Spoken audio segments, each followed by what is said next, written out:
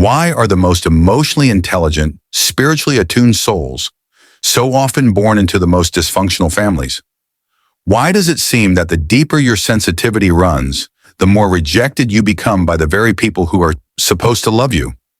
These aren't random life experiences, they are initiations. And in this video, we're going to explore why strong souls are born into toxic families, not from a place of blame, but through the lens of depth psychology, trauma healing, and Carl Jung's insights on individuation and the shadow. We'll look at how growing up in emotional chaos can actually activate your soul's awakening, why the black sheep role in the family often carries the most spiritual significance, and how pain, when met with awareness, becomes a powerful spiritual teacher. We'll also talk about breaking free from generational patterns and how to stay spiritually grounded in environments that don't support your growth. By the end of this video, you'll have a clearer understanding of your path, your pain, and most importantly, your purpose. And before we dive in, subscribe to Deep Psyche, where we decode the hidden layers of the mind, explore the shadow, and awaken to who we truly are together. Now let's dive in. Carl Jung believed that the family is not just a place of comfort. It is the first psychological and spiritual environment we must navigate. And in many cases, it becomes our first battlefield. When a family system is dysfunctional, children are often forced into roles that limit their authentic development. The sensitive child is called too dramatic. The intuitive one is dismissed as overthinking. The truth teller is shamed into silence. Jung called these internalized roles complexes, wounds of the psyche that remain unconscious until we bring them to light. But here's where everything shifts. Jung didn't see these early wounds as failures. He saw them as invitations. The chaos you were born into was not meant to destroy you. It was the pressure needed to awaken the self within. In families where truth is denied, you were the one who could feel it. In systems built on illusion, your awareness became the first light breaking in. Remember this, growth does not begin in safety. It begins in contrast. And for many of us, that contrast initiates a lifelong search. When love feels conditional and safety unreliable, the psyche begins to reach beyond the family for connection. This is why so many spiritually attuned individuals report feeling different, even as children, like old souls in young bodies. It's not fantasy. It's a psychological adaptation. The soul starts orienting itself towards something greater than human approval, toward intuition, imagination, and spiritual alignment. What may look like isolation from the outside is often the beginning of an inner pilgrimage, one that leads you back to yourself. Most people see trauma as something to erase, but in depth psychology and spiritual practice, trauma is not the end of your story, it's the beginning of a deeper one. Modern voices like Dr. Gabor Mate and Bessel van der Kolk have shown how early emotional pain disconnects us from our authentic selves. But Jung went further. He taught that trauma, when faced consciously, activates the inner journey toward wholeness. Growing up in a toxic family often forces you to question reality at a very young age. You become emotionally vigilant. You start asking questions others refuse to face. This hyper-awareness isn't dysfunction. It's the beginning of your individuation. While others sleepwalk through inherited patterns, you were made to wake up early. It's not that the pain made you special.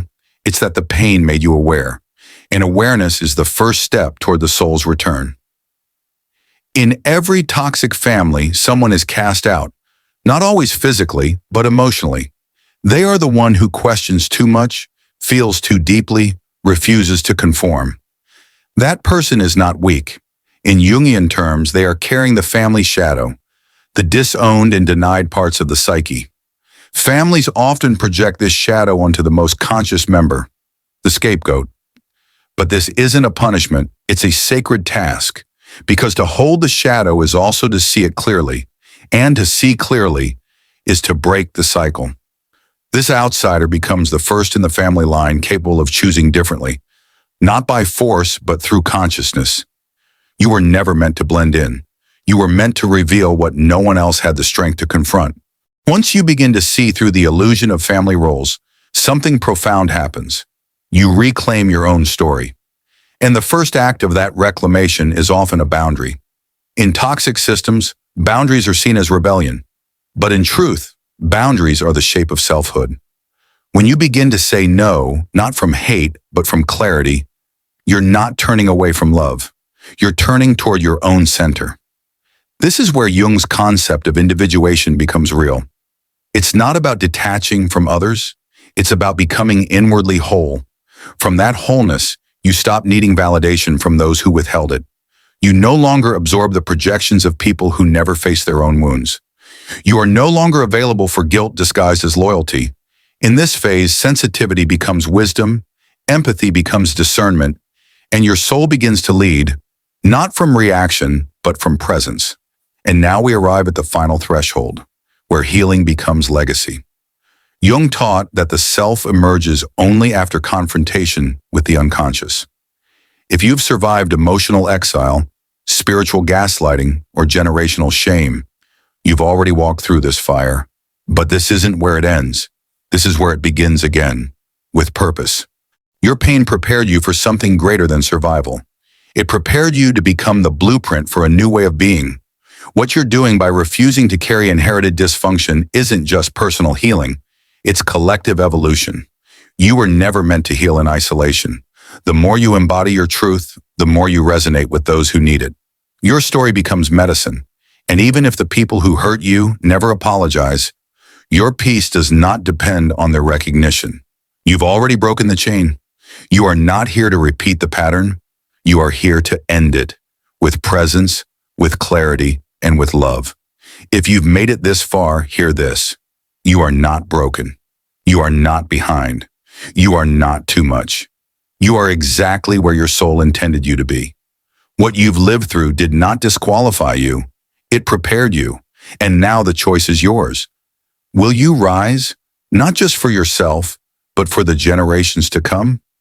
If this message resonated with you, leave a comment below and share what part of your journey you're reclaiming. Subscribe to Deep Psyche for more insights on spiritual awakening, shadow work, and emotional healing. And don't forget to join our Telegram community. Your path is sacred, your presence is needed, and your awakening is already changing the world. We see you, we honor you, and we're walking this path together.